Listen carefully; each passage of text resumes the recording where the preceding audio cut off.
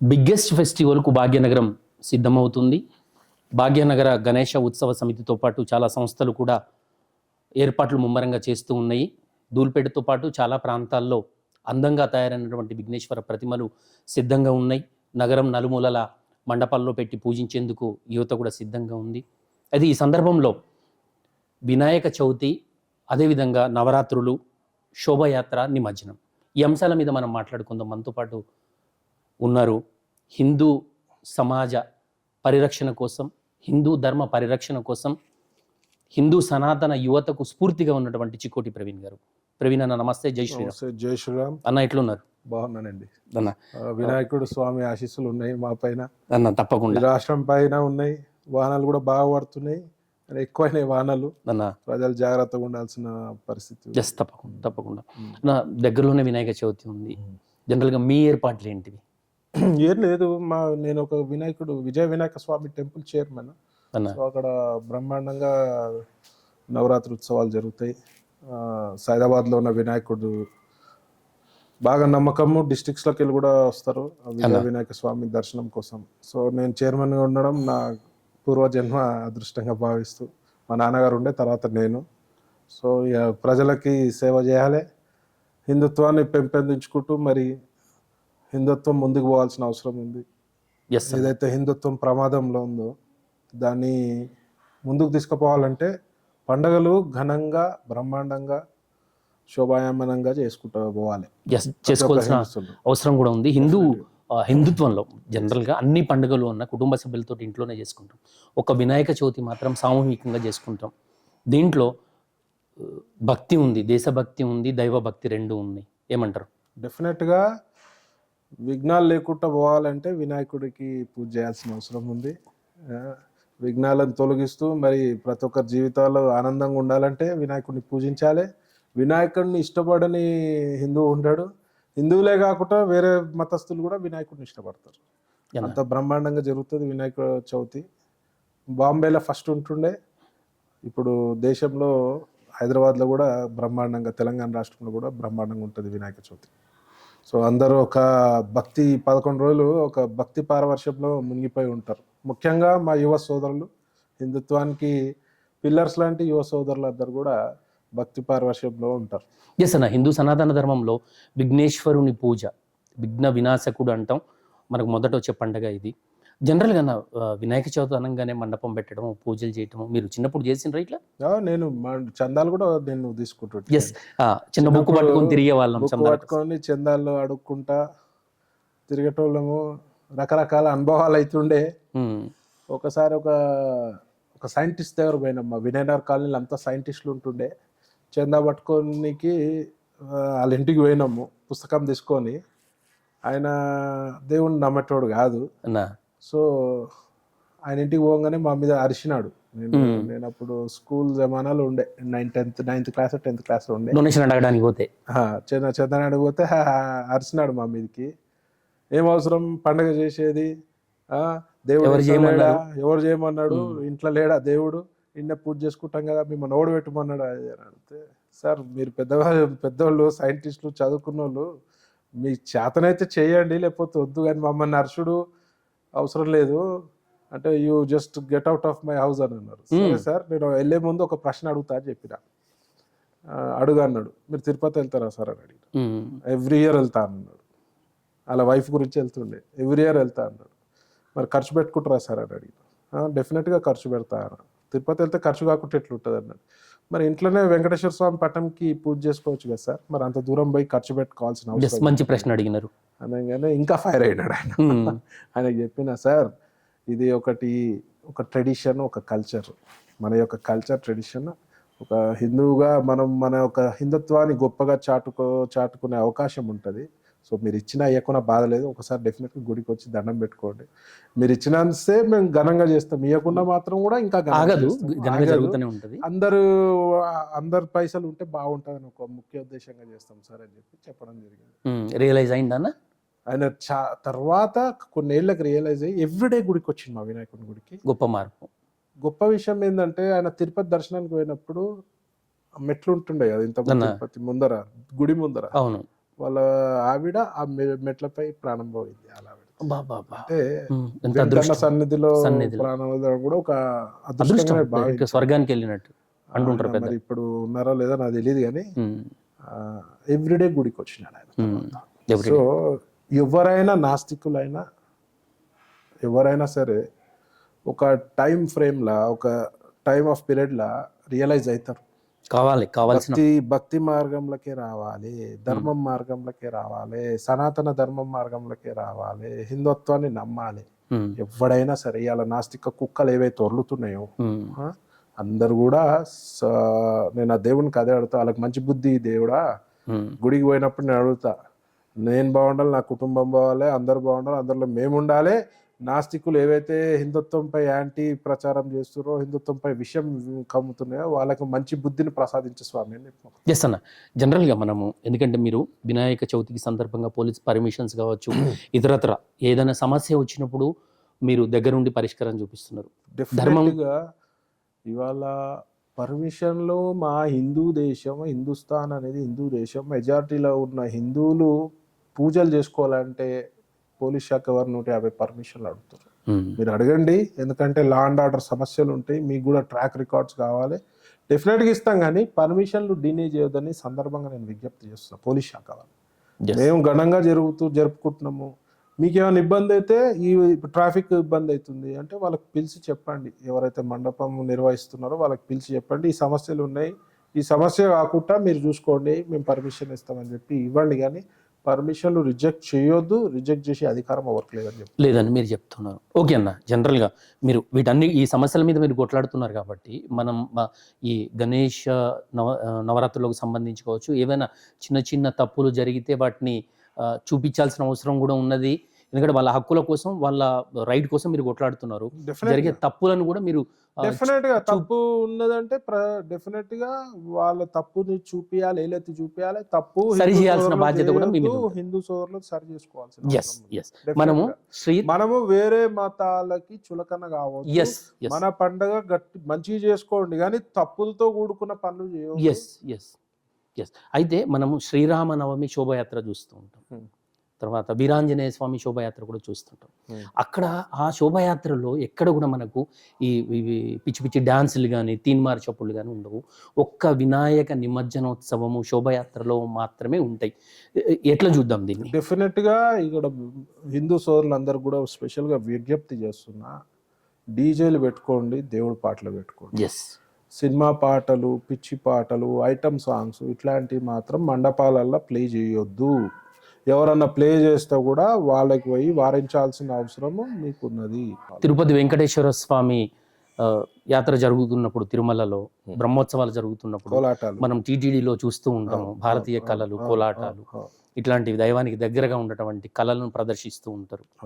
So అట్లాంటివే మన నిమజ్జన యాత్ర పెట్టుకోండి, డాన్సులు ఆడండి. ఎస్, మా వినాయకుడు వచ్చిండు, ఊరేగింపు ఆయన సాగనంపనీకి తీసుకురానికి కూడా డాన్సులు ఆడండి, మీరు గట్టిగా పండగ చేసుకోండి, ఇబ్బంది లేదు. కానీ మనము హాస్యాస్పదం కాకుండా, అవతల వారికి మనము చీప్ కాకుండా, మనం చేసే ప్రోగ్రాంలు తప్పు పెట్టే అవకాశం ఇవ్వకుండా హిందుత్వాన్ని ముందు తీసుకోవాలి. ఒక పద్ధతితో చేసుకోండి, దైవానికి దగ్గరగా పద్ధతితో చేయాలి. పూజలు మంచిగా చేయండి, హోమాలు చేయండి. ఇప్పుడు రకరకాల కళ్యాణాలు చేస్తున్నారు మండపాలలో. ముఖ్యంగా ఇంకో విషయం ముఖ్యంగా చెప్తున్నా, అన్నదానాల పేరిట చేసేది, మీరు అన్నదానాలు చేస్తే పేదోడికి అన్నదానం చేయండి, ఆకలి ఉన్నోనికి అన్నదానం చేయండి, కడుపులో అన్నం కావాల్సిన వాడికి అన్నదానం చేయండి. చిన్నపిల్లలు ఉన్నారు రోడ్డు పైన, చాలా వరస్ట్ సిచ్యువేషన్లా ఎన్నో ఇప్పుడు హాస్పిటల్స్ దగ్గర చూస్తాం, ఊర్లోకి వెళ్ళి వస్తారు, వాళ్ళకి అన్నదానం చేయండి. కాలనీలలో అన్నదానం పెట్టి ఉన్నోనికి పెడితే ఏం లాభం? లాభం లేదు కదా. అవసరం ఉన్నోనికి అన్నం పెట్టండి. ఈ సందర్భంగా బ్లడ్ డొనేషన్ క్యాంపులు చేయండి, ఐ డొనేషన్ క్యాంపులు చేయండి. హిందువుల గొప్పతనం ఒకటి చెప్తా, ఏ బ్లడ్ డొనేషన్ క్యాంపులు చేసేటోళ్ళు ఎవరండి? హిందువులే. వేరే మతాలలో ఏడా చూడలే నేను. అన్నదానాలు చేసేటోళ్ళు హిందువులే, దానాలు చేసేటోళ్ళు హిందువులే, ఏ దానికైనా మంచి పనికి ముందు ఉండేటోళ్ళే హిందువులు. సో ఈ 11 రోజులు మీరు డెఫినెట్గా అన్ని మంచి మంచి కార్యక్రమాలు, సామాజిక కార్యక్రమాలు చేయండి. ఆ దేవుడు ఆశీస్సులు కూడా మీపై ఉంటాయి. తాగడము, నిమజ్జనం రోజు తాగి రోడ్ల మీద చిందులేసుడు అవన్నీ బంద్ చేసుకోండి. ఎవడన్నా ఉంటే కూడా, అక్కడిక్కడ ఉంటారు కొందరు, అవన్నీ బంద్ చేసుకోండి. 11 రోజులు మీరు నిష్టగా చేసి 10 days నిష్టగా చేసి 11th day మాత్రం మీరు తాగి రోడ్లపై తిరగడం అట్లాంటివి చేస్తే హిందూ సమాజానికి చెడ్డ పేరు వస్తుంది. కాబట్టి హిందూ సోదరులందరూ కూడా ముఖ్యంగా మనవి చేస్తున్నా, ఈ తాగడం అట్లాంటి కార్యక్రమాలు 11 days వరకు చేయొద్దు. తర్వాత ఏమని చేసుకోండి. ఎస్, మీరు అన్నట్టు నవరాత్రులు ఘనంగా పూజలు చేసి పెద్ద పెద్ద పూజలు చేసుకొని నిమజ్జనం రోజు మీరు అన్నట్టుగా తెలుసో తెలియక బూజింగ్ చేసి పిచ్చి పిచ్చి గంతులు వేసి అట్లా చేయకుండా ఒక పద్ధతి ప్రకారం చేయాల్సిన డాన్స్ అవసరం. చేయండి, వినాయకుడికి గట్టిగా వేడుకోలు వాళ్ళకండి. కానీ ఏది కూడా తప్పు ఎదుటి వాళ్ళు తప్పు చూపించే అంత తప్పు ఎదుటి వాళ్ళకు క్రిటిసైజ్ చేసేటందుకు అవకాశం ఇవ్వకుండా నిమజ్జన శోభయాత్ర జరగాలి. మన అందరి పండగ ఘనంగా చేసుకోవాలి. ఎంబడే మళ్ళీ అమ్మవారి నవరాత్రులు వస్తున్నాయి. కొందరు గమ్మత్తు ఉంటుంది, అమ్మవారి నవరాత్రుల్లో నిష్ట ఉంటారు, నిష్టగా ఉంటారు, అమ్మవారికి భయపడతారు. వినాయకుడు మరి తొండం పెట్టి కొడతాడు బిడ్డ. అంటే మీరు కూడా చక్కగా ఉండండి. వినాయక నవరాత్రులు అయినా అమ్మవారి నవరాత్రులు అయినా నిష్ట అనేది ఉంటే నిష్టగా ప్రాపర్ గా నిష్ట సీరియస్ దేవుడు కాదు అనుకుంటున్నారు అనుకుంటారు. డెఫినెట్ గా నిష్ట ప్రకారం నిష్ట ప్రకారం చులకన కాకుండా ఆయన ఎదుటోళ్ళ మతాలకు చులకన కావద్దు. ఎదుటోడు క్రిటిసైజ్ చేసే విధంగా మన ప్రవర్తన ఉండకూడదు. ఇక మండపాల విషయానికి వద్దాం సార్. మండపాల్లో కూడా మనము రకరకాల పాటలు పెడుతూ ఉంటారు. అట్లాంటి యూత్ కు మీరు ఏం సజెస్ట్ చేస్తారు? డెఫినెట్ గా సినిమా పాటలు పెట్టొద్దు, భక్తికి సంబంధించిన పాటలు పెట్టాలి. ప్రవచనాలు పెట్టండి, ఎంతో గొప్ప ప్రవచనకర్తలు ఉన్నారు, వాళ్ళని పిలుచుకోండి, డేట్స్ అవైలబుల్ ఉంటాయి. సో ప్రవచనాలు పెట్టండి, భక్తి పాటలే పెట్టండి, వేరే పనులు చేయొద్దు. Yes sir, yes.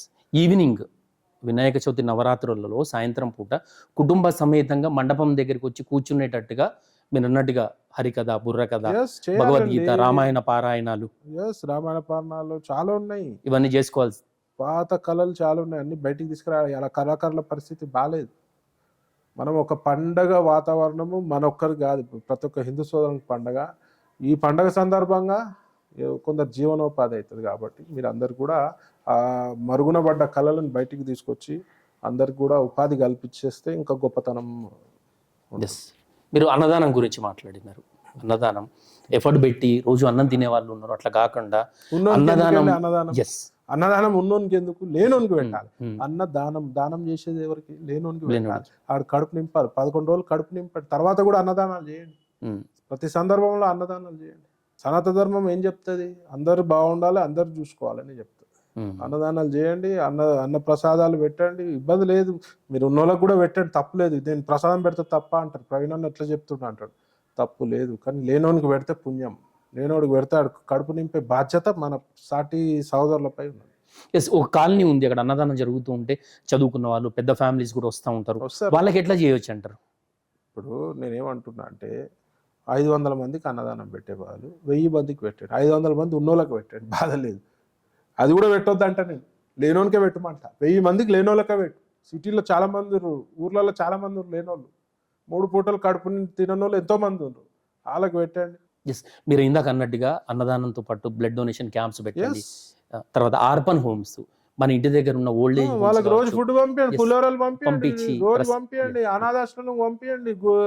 ఇప్పుడు కళ్ళు నీళ్ళు పిల్లలు ఉన్నారు, వాళ్ళకి పంపించండి. బీసీ హాస్టల్స్, ఎన్నో హాస్టల్స్ ఇబ్బందికర పరిస్థితులు ఉన్నాయి, వాళ్ళకి పెట్టండి.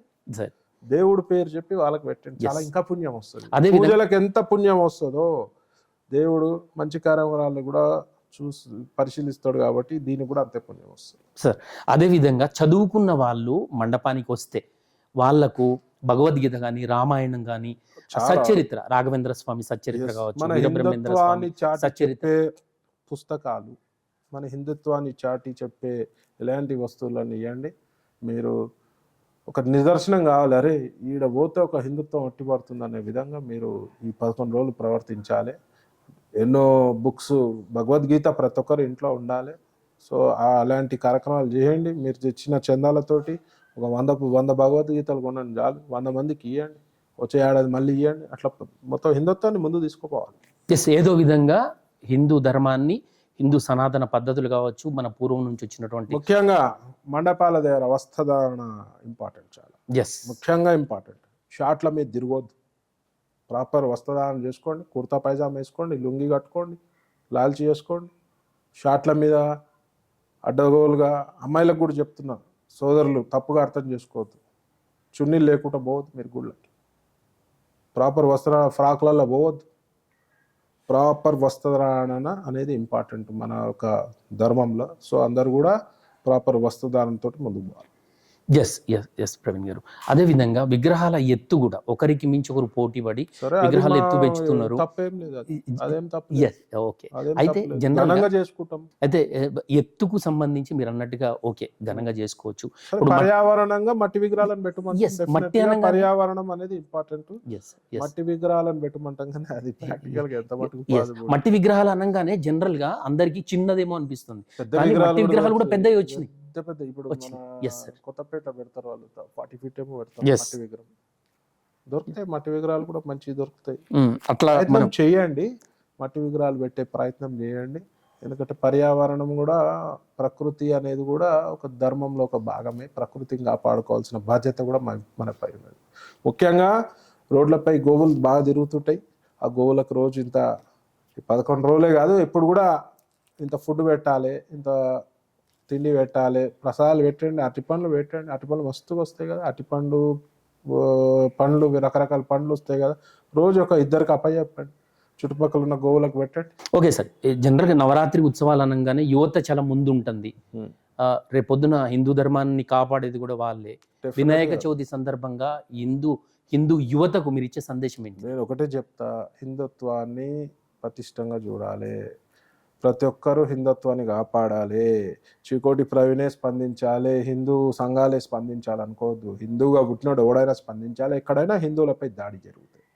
దాడి అంటే ఫిజికల్ దాడి అవసరం లేదు, మాటలతోటి కూడా దాడి జరుగుతాయి. ఆ దాడి జరిగితే తిప్పికొట్టాల్సిన బాధ్యత, it is our responsible, because we are born in Hindu, the greatest culture worldwide. So మనం ఏం చేయాలి, తిప్పికొట్టాల్సిన బాధ్యత నేటి యువతరంపై ఉన్నది. హిందూకు సంబంధించిన కార్యక్రమాలు ఏదైనా ఉంటే కూడా డెఫినెట్గా అందరు పాలు పంచుకోవాలి, పూజలు ఘనంగా చేసుకోండి. మన హిందుత్వానికి ఎక్కడ కూడా మచ్చ లేకుండా మీరు ప్రవర్తించాల్సిన అవసరం ఉంది. హిందుత్వానికి మచ్చ లేకుండా ప్రవర్తించాలని మీరు అంటున్నారు, కానీ హిందూ యువతలో భక్తి తగ్గిపోతుంది. అట్లా ఏం లేదు, భక్తి బాగానే పెరుగుతుంది. ఒక సెగ్మెంట్ ఆఫ్ పీపుల్ తగ్గుతుంది. 2-3 ఏళ్ళ నుంచి గట్టి హిందుత్వం వస్తుంది, కసి పెరుగుతుంది. ఎందుకంటే హిందువులు కూడా ఓపిక నశించే దిశగా ఉన్నారు. తేడాలు చేస్తే హిందువులు దాడి పాల్పడితే మాత్రం ఎవ్వడు ఆగడు, ఎవ్వడు మిగలడు. అసలు మా దగ్గర రావద్దు, మా ధర్మం దగ్గర రావద్దు, మా సనాతన ధర్మం దగ్గర రావద్దు, మా గుళ్ళ జోలికి రావద్దు, మా దేవతల జోలికి రావద్దు అని చెప్పి ఈ సందర్భంగా హెచ్చరిస్తున్నా, మనవిస్తున్నా. మా పండగలకు పర్మిషన్ల పేరుతో ఇబ్బందులు కూడా పెట్టారు. పర్మిషన్ల పేర్లతోటి దయచేసి పోలీస్ శాఖ వారికి, డీజీపీ గారికి మనవి చేస్తున్నా, ఇలాంటి ఇబ్బందులు పెట్టొద్దు.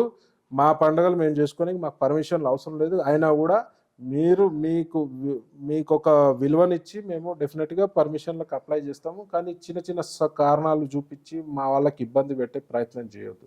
మా వాళ్ళ తప్పులు ఉంటే డెఫినెట్గా మీరు నిలదీయండి, మీరు అడగండి, ఇబ్బంది లేదు. ఏమన్నా ఉంటే సవరణ చేసుకుంటాం తప్పించి మీరు పర్మిషన్ లాపి మా వాళ్ళని ఇబ్బంది పెట్టొద్దని సందర్భంగా నేను డీజీపీ గారిని విజ్ఞప్తి చేస్తున్నాను. మీరు అంటున్నారు హిందుత్వ పెరిగిపోతుంది యువత లోపల, సనాతన ధర్మం పేరుతో ఏకమవుతున్నారు. కానీ కొంతమంది యువత తమ బల్ల మీద తమ కులం పేరు రాసుకుంటున్నారు. కులంతో మనం విడిపోతా ఉన్నాం. నేను ఈ సందర్భంగా ఇంపార్టెంట్ విషయం చెప్తున్నా. నేను కూడా కుల వివక్షకు ఎక్కడ అయితలేదని ఒక ఓవర్ కాన్ఫిడెంట్లో ఉండే. కానీ నేను గత 15 రోజులలో 2 సంఘటనలు చూసిన. కులాలు ఇంపార్టెంట్ కాదు, మతం ఇంపార్టెంట్.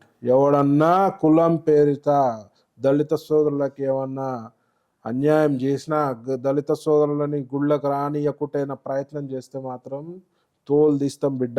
ఎవడన్నా ఉండదు, నేను అగ్రకులంలో ఉన్న వ్యక్తినే, అయినా కూడా నాకు అవసరం లేదు. నాకు హిందుత్వం ముఖ్యం, నాకు మతం ముఖ్యం, కులం కాదు. ఎవరు కూడా కులం ముఖ్యం ఉండొద్దు. దళిత సోదరులు కూడా మన సోదరులే, మన హిందూ సోదరులే. ఎక్కడ కూడా దళితులకు అన్యాయం జరిగితే నేను ఫస్ట్ స్పందిస్తా. నా నంబర్ కూడా ఉంటుంది, సోషల్ మీడియాలో అవైలబుల్ ఉంటుంది, ఇన్స్టాగ్రామ్లో.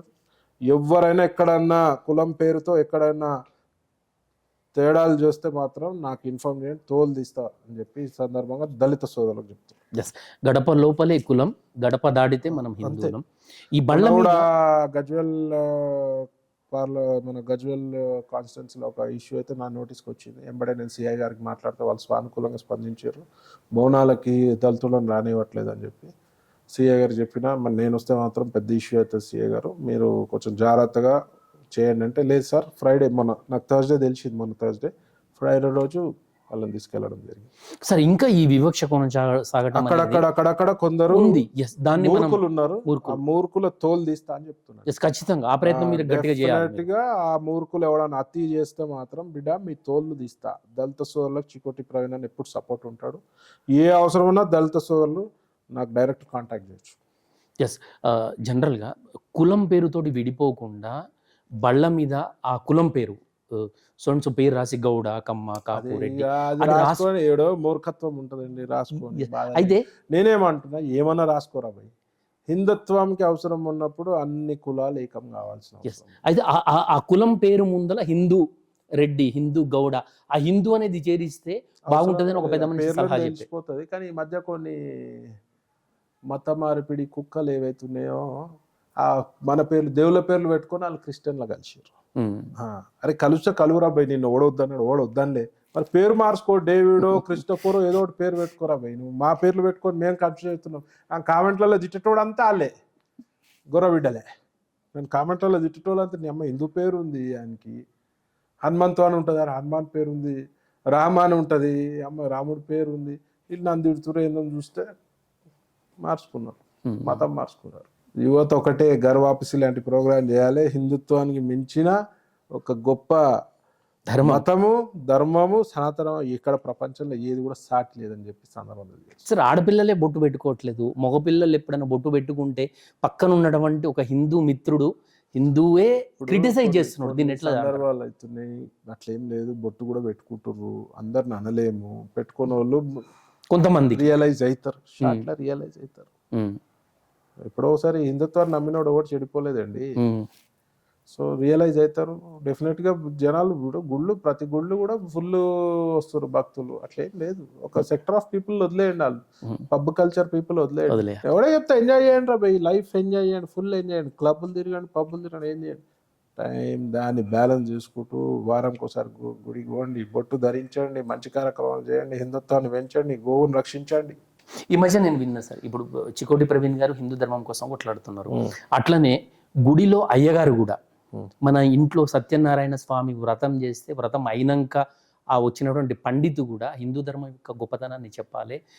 ఈ బలవంతపు మత మార్పిడులు కావచ్చు, ఆశ చూపించి జరిగేటువంటి మత మార్పిడులు కావచ్చు, అవి జరగకుండా చూసే బాధ్యత ప్రతి ఒక్కరు తీసుకోవాలి అని ఒకరు 100% గుళ్ళో అయ్యగారులు చెప్పాలి, ఎవరైనా చెప్పాలి. హిందువుగా పుట్టినాడు ఓడైనా మన గొప్పతనం మన ప్రచారం మనం చేసుకుంటే తప్పులేదు కదా. దౌర్భాగ్యమైన స్థితి ఏంటంటే మనమున్న భారతదేశంలో, మన హిందూ దేశంలో మన గురించి మనం చెప్పుకునే పరిస్థితి. అది ఒక దౌర్భాగ్యమైన పరిస్థితి. మన గురించి మన దేశంలో, మనం మెజారిటీ ఉన్న దేశంలో చెప్పుకునే పరిస్థితి రాదు. అంటే హిందుత్వం ఎంత కుంటుపడుతుందో అర్థం చేసుకోవాలి. రానున్న 20-30 ఏళ్ళలో ఏమవుతుంది? ఇవాళ 2000 మండలాలలో హిందువులు మైనార్టీలు కూర్చున్నారు. వాడు అడుగుతాడు, హిందువులు మైనార్టీలు అయితే ఏమవుతుందని ఒక యూజ్లెస్ ఫెలో జర్నలిస్ట్ అడిగాడు. హిందువులు మైనార్టీలు అయితే ఏమవుతుందన్నా, మన బంగ్లాదేశ్లో ఏమైంది? హిందువులు మైనార్టీలు అయితే ఏమైంది బంగ్లాదేశ్లో? ఆ పరిస్థితి ఇదవుతుంది. చెప్తే అర్థం చేసుకోవాలి, హిందువులు కూడా అర్థం చేసుకోవాలి. నువ్వు ఏ పార్టీలోనే ఉండు, పార్టీలకు అతీతంగా హిందుత్వం గురించి అయితే నువ్వు గుళ్ళకు పోతావురా భయ్, నువ్వు పూజలు చేస్తావు, నువ్వు బొట్టు పెట్టుకుంటావు, దేవుడిని నమ్ముతావు. నీకు హిందుత్వానికి ప్రమాదం అయితే మరి బీజేపీ ఎందుకు రావాలి? అన్ని పార్టీలో రావాలి కదా. మొన్న ఇష్యూ అయింది ఓల్డ్ సిటీ గుళ్ళ, మరి ఆవిడ బీజేపీ వాళ్ళే రావాలి, మేమే రావాలన్నా, బీజేపీ వాళ్ళే రావాలా, హిందూ సంఘాలే రావాలన్నా, హిందూ సంస్థలే రావాలన్నా? మరి కాంగ్రెస్లో హిందువులు లేరా? బీఆర్ఎస్లో హిందువులు లేరా? మరి అమ్మవారిని మీద విగ్రహాలు ధ్వంసం చేసి పీక్తున్నారు మీరు. సిగ్గు లేదా మీకు? శరం లేదా మీకు?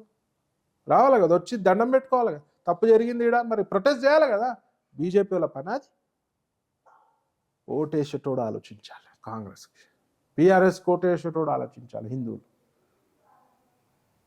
ఇవాళ ధర్మం బాగుండి, హిందుత్వం బాగుంటే మన భవిష్యత్తు బాగుంటుంది, మన పిల్లల భవిష్యత్తు బాగుంటుంది, రాను తరాల భవిష్యత్తు బాగుంటుంది, దేశం బాగుంటుంది. హిందూ ధర్మం ఎంతసేపు ఇప్పుడు మనం మాట్లాడేది వినాయకుడు టాపిక్, కానీ ఈడికెళ్ళి పొలిటికల్ ఎందుకు వస్తుందంటే, నేను ఎందుకు తెస్తున్నా అంటే, ఏ హిందూకి ప్రాబ్లం వస్తే బీజేపీ వాళ్ళు ఎందుకు రియాక్ట్ కావాలి? వేరే పార్టీలలో హిందువులు లేరా? మీ ఇంటికి ఓటుకు వచ్చినప్పుడు అడగండి, మీరు సిగ్గు లేదారా? మరి మన గుడి మీద దాడి జరిగితే ఏం బీకినావు అని అడగండి. మన హిందుత్వం 2000, 3000, 5000 బాటలు ఇస్తే కుష్వాడు ఓటేస్తాడు. నీ భవిష్యత్ని బాటలకు అమ్ముకుంటున్నాడు, నీ భవిష్యత్ని డబ్బులకు అమ్ముకుంటున్నాడు. ఎస్, మీరు రాజకీయాల గురించి మాట్లాడినారు, యూత్ గురించి మాట్లాడినారు.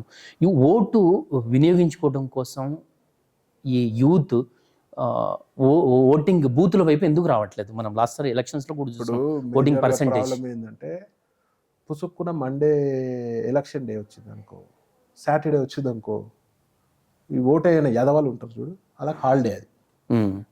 అరే మన భవిష్యత్తు రా అని కూడా ఆలోచించాడు. ఇట్ ఈస్ అవర్ రెస్పాన్సిబిలిటీ అని ఆలోచించాడు. It's our social responsibility. 20%, 25% ఉన్నాయి కొన్ని చోట్ల ఓటింగ్, మరి ఘోరం. 15% ఉన్నాయి ఓల్డ్ సిటీ లాంటి చోట. సిగ్గుండాలి. మన క్యాండిడేట్ గెలవాడు పోయి ఓల్డ్ సిటీలా, అవసరం ఏముంది, పోయి పడుకుందాంపా, ఎంజాయ్ చేద్దాంరా, సినిమాకి పోదాంరా. అరే యూజ్లెస్ ఫెలో, నువ్వు ఓటేస్తే ఓటింగ్ శాతం పెరుగుతుంది కదా. ఎప్పుడు ఇంకా ఆలోచిస్తూ నీ ఓటు నీ అస్త్రమే నీ చేతులు ఉంది, నువ్వే దాన్ని పక్కకు పడేస్తున్నావు, వాళ్ళకి అప్పచెప్తున్నావు. హాలిడే అనుకుంటారు. ప్రాబ్లం అది. ఓటింగ్ ఏం చేయాలంటే ఆధార్ కార్డుకి అనుసంధానం చేయాలి. ఓటింగ్ వైట్ రేషన్ కార్డుకి అనుసంధానం చేయాలి. ఓటింగ్ ఏవైతే సబ్సిడీలు వస్తుందో దానికి అనుసంధానం చేయాలి. బ్యాంకులలో అనుసంధానం చేయాలి. ఓటింగ్ చేయనోడికి పెనాల్టీలు వేయాలి. ఓటింగ్ చేయనోడికి సబ్సిడీ మీద హక్కు తీసి పడేయాలి. ప్రభుత్వం ఇచ్చే సబ్సిడీలు అన్ని కూడా బంద్ చేసేయాలి. అప్పుడు కొట్టించుకుంటూ వస్తుంది, చచ్చినట్టు వస్తుంది. అట్లా జరుగుద్దంటారా? చేయగలమా? చెయ్యరు కదండి. మళ్ళీ ఆయన చేయాలన్నా కష్టమే, భయపడతారు. అట్లాంటి పనులే చేయాలి. ప్రతోడు ఓటేయాలి. మెడికల్ సంబంధించి కొన్ని ఎగ్జామ్షన్స్ ఇవ్వాలి. హిందూ ధర్మ పరిరక్షణతో పాటు యువతను ఓట్లు వేసే విధంగా మీరు ఏమన్నా భవిష్యత్తులో కార్యక్రమాలు చేయాలి. యువత ఓటు వేయాలి. ఏ పార్టీకి వస్తున్న సబ్జెక్ట్ పక్కన పెడితే ప్రతి ఒక్కరు ఓటు హక్కు వినియోగించుకోవాలి. That is weapon in your hand. 5 ఏళ్ళకు ఓటు వేయరేంద్రా ఆయన, ఎందుకురా ఆయన, మీరు భూమికి భారం అంటే ఓటనే. సో దాని ప్రయత్నాలు కూడా చేద్దాం. ఇంకేమి సజెస్ట్ చేస్తారు మీరు వినాయక చవితి సందర్భంగా? మంచి కార్యక్రమాలు చేయాలి. ఇబ్బందికర పరిస్థితులు ఉండొద్దు. ఒకరికొకరు గుట్లాడుకోకండి, ఈగోలకు పోకండి. గల్లీలో గణేష్లు పెట్టండి, ఎన్ని పెడతాను పెట్టండి, దానికి ఇబ్బందే లేదు. మన హిందుత్వం పవర్ చూపించుకునే ఒక అవకాశం ఇది. సో ఎన్ని పెడతారో అన్ని పెట్టండి, చిన్నవి పెద్ద అన్ని పెట్టండి. ఒకరికొకరు కొట్లాడుకోకుండా శాంతియుతంగా పోలీసులకు కూడా కోఆపరేట్ చేస్తూ వాళ్ళ సూచనలు స్వీకరిస్తూ మీరు ముందుకు పోవాలి. Thank you so much Praveen గారు. వినాయక చవితి ఎంత అద్భుతంగా హిందూ ధర్మ పద్ధతిలో పిచ్చిగా చేసుకోకుండా ఒక భక్తి పారవశ్యంతో ఈ గణేష నిమజ్జనోత్సవం కావచ్చు, నవరాత్రులు కావచ్చు, ఇవన్నీ చేసుకోవాలని చెప్పినందుకు థ్యాంక్ యూ సో మచ్. ఇది ఇవాళ చర్చ. మరో గెస్ట్తో మళ్ళీ కలుద్దాం. చూస్తూనే ఉండండి జై స్వరాజ్య TV. Save a life. Download uBlood app. uBlood for the new blood.